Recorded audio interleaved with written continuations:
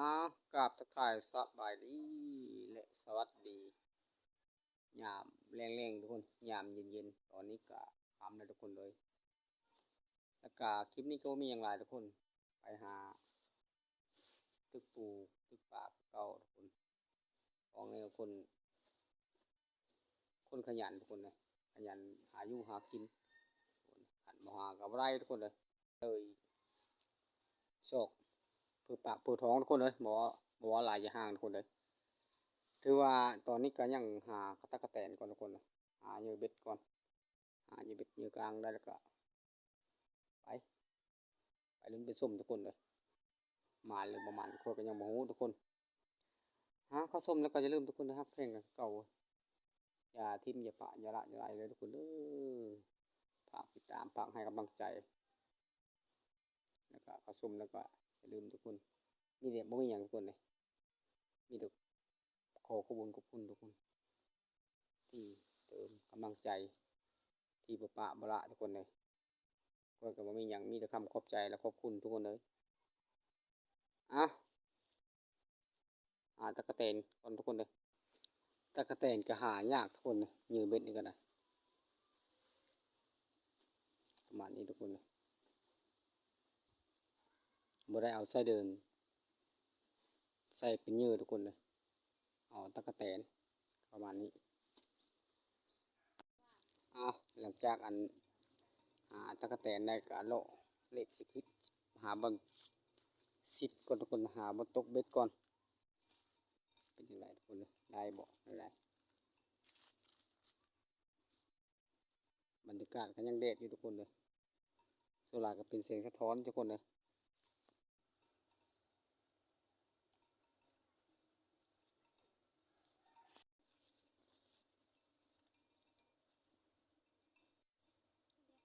การตกปูตกปลาก็ใช้ความพยายามทุกคนเลย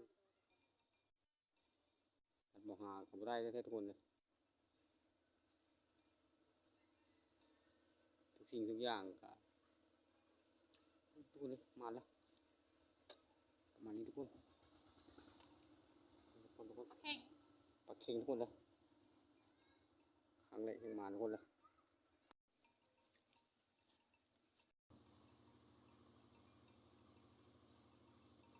เสียงของเจ้าติดรถไถซ้อมรถซ้อมล่างทุกคนเลยกากีมใส่เข้าหน้าปีทุกคนแก้เข้าทุกคนเลยถือว่าหลังจากนี้ก็ฝนตกเศร้าแล้วก็เขาเจ้าอาจจะได้เกี่ยวเข้าเอาป่าทุกคนเลยประมาณนี้รถตกปั้นค้นทุกคนเลยว่าง่ายถือว่าทรงนี้เขาเจ้าก็บ่ทันได้เกี่ยว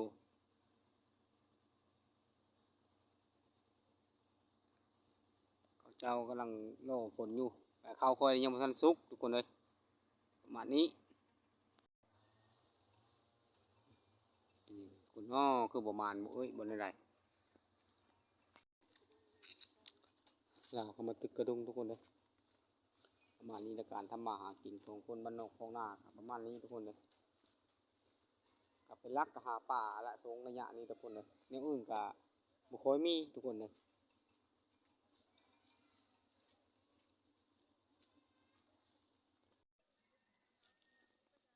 ทุกคนเลยได้ทุกคนเลยปลาขาวทุกคนเลย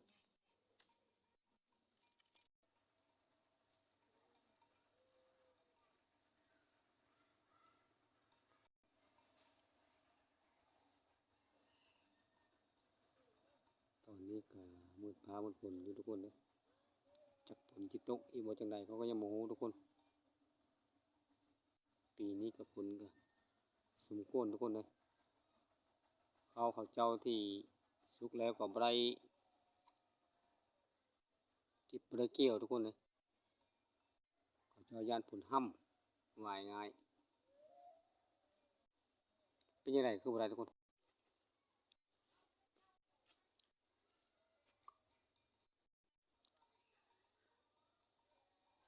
กคนเลย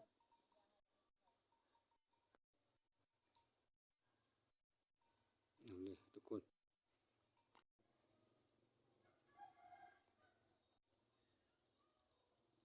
đâyทุกคนประมาณนี้ทุกคนเลย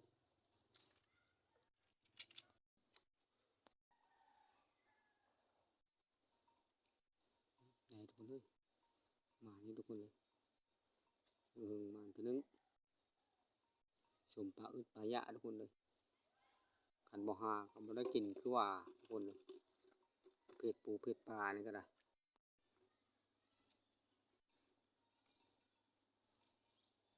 ทุกคนเลย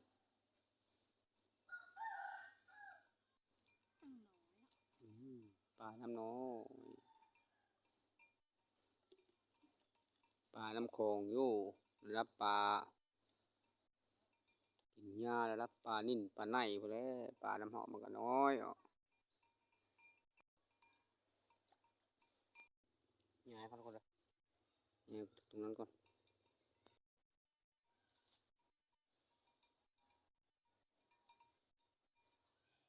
อยู่มีหลายทุกคนเฮ้ย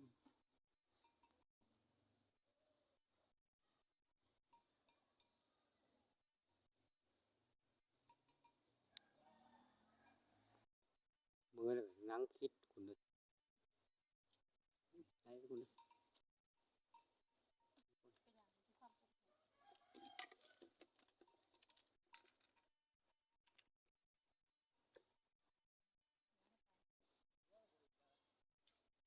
ได้ทุกคนเลยไปคุณฟ้าน้องไปคุณว้างูดูน้องแบบ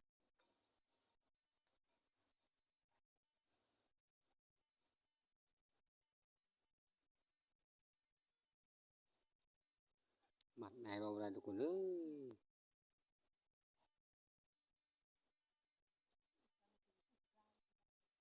ทุกคนเลยมีหลังทุกคน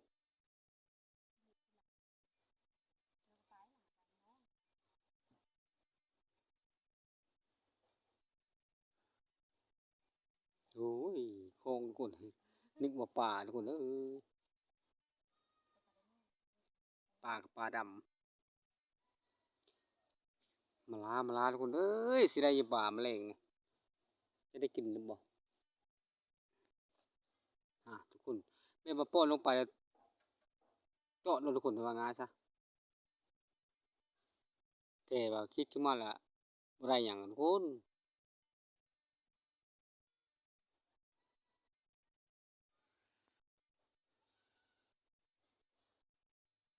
ถึงไม่ลุ้นทุกคนเลยโอ้ยลุ้นอยู่ทุกคนเลย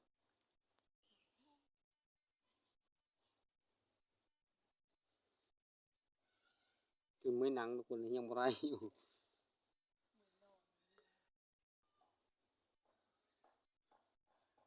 เป็นยังไงทุกคน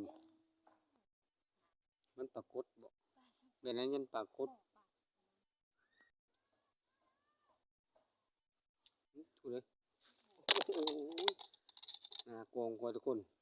มาถึงกองคอยเลยทุกคน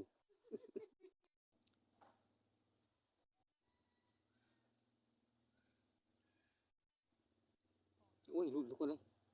แบบยังลุ้นสุดหลายทุกคนเลย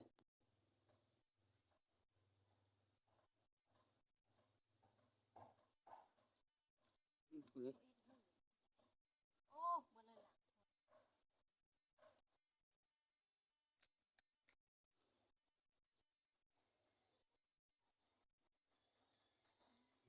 กินแต่ปลาทุกคนแต่ปลาบอกกินเยอะทุกคนเลย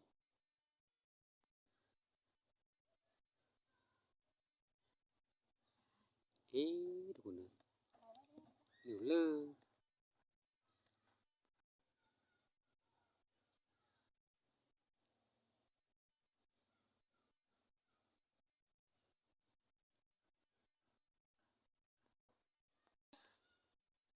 โอ้โ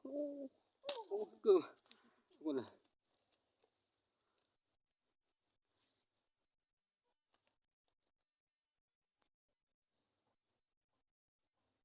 ทุกคนเลยถือว่าตัวแรงๆทุกคนเลยตัวแรงๆละมันหมาในนั้นทุกคนเลยถึงใครในนั้นทุกคนเลย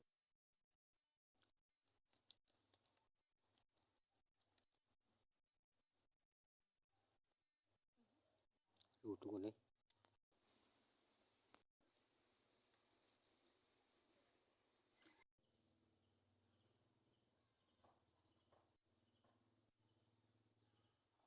เอาเลยทุกคน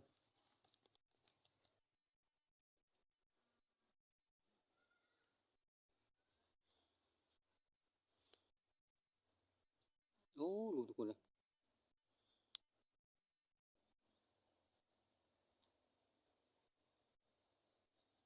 เป็นยังไงทุกคนคำแล้วคือยังบ่ได้ทุกคนเลยเจ้าก็ตัดหญ้าทุกคนเลยตัดยุงตัดหญ้าตามให้ตามหน้าทุกคนเอ้ยทุกคนก็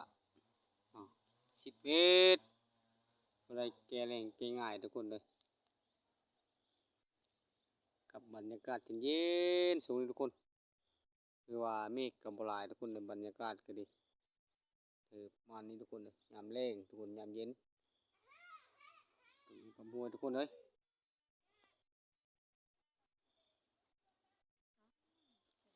ยามแรงมาแห้งรูดทุกคนเลยนี่ทุกคนเบ็ดบติดบนอะไรทุกคนก็ยังโมโหทุกคนเลยคือว่าชิดอะไรมีแต่ยื้อไปทุกคนเลย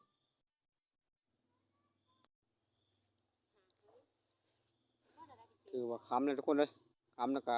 ตะแกรงกับเบิดแน่มาให้ทุกคนมาเบิ่งปูเบิ่งปลาก่อนทุกคนเลยประมาณนี้ทุกคนก็หลายๆเยอะทุกคนเลยผสมปลาโมเยอะทุกคนเลยผสมปลาน้ำน้อยทุกคนพ่ออยู่แกแรงแกหยินแกง่ายย้อนทุกคนเลยคลิปนี้ก็มาทำนี้ก็ปูปลาก็ได้ประมาณนั้นทุกคนเลยผสมแล้วก็ขอบคุณทุกคนที่ติดตามรับชมที่บุปผาบละทุกคนเลยโอ้ยก็ในวันซ้ำนี้คลิปหน้าก็สิคือเก้าทุกคนเลยคลิปนี้ก็มาซ้ำนี้ก็จบซ้ำนี้ทุกคนเลยเจอกันคลิปหน้า